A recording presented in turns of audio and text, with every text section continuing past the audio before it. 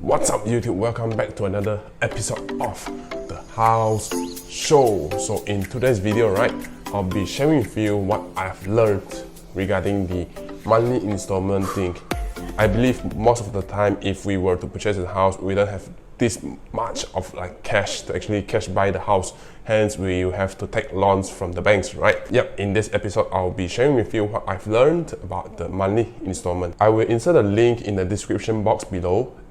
That link actually able to help you to calculate your monthly installment. What I've learned regarding the monthly installment is that the more amount that we are borrowing, then the more interest that we will have to pay in long term. For example, if today I were to purchase a 300,000 property, then the interest amount that I would actually need to pay might be around 250,000, then which accumulates up to 550,000 for that particular property.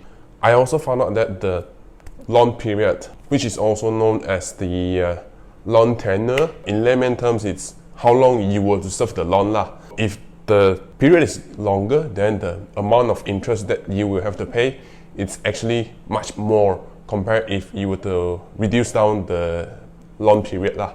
Our monthly installment is actually affected by the interest rate as well, because the interest rate that you're getting and the interest rate that I'm getting might be a little bit different because it's based on your personal credit scoring and mine is based on my personal credit scoring.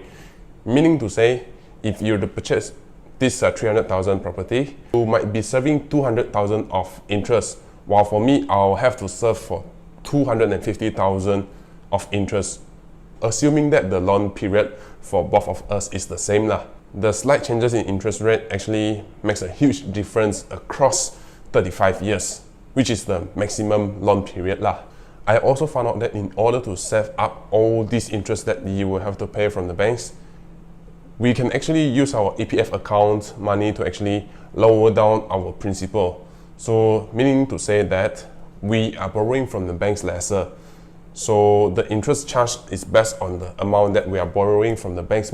We are now borrowing lesser from the banks because we use our EPF accounts money to reduce down the amount that we will need to borrow from the banks. That's one of the ways that I found out in order to minimize the interest. If you look into the links that I provided to you in the description box, you can find out that it actually consists of a few parts, whereby they have this loan amount, how much loan amount you are borrowing from the banks, then the interest rates, what's your interest rates, and how long do you plan to borrow. The links below is actually to give you a guidelines on how much this property that you are looking at, what's the monthly installment for it lah.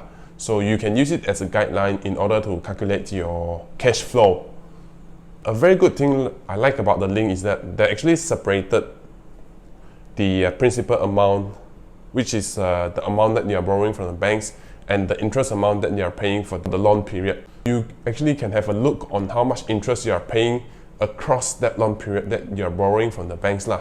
I learned that if I want to save down the interest that I'm paying to the banks, I can actually lower down my loan period. But I am aware that the cash flow that I need every month for now, for a shorter loan period, the amount that I need is much more. What do I mean by this? So for example, if today this 300,000 property, I'll need to pay 3,000 a month instead of 1,500 per month. So that actually reflects on how much cash I will need per month in order to serve the loans lah.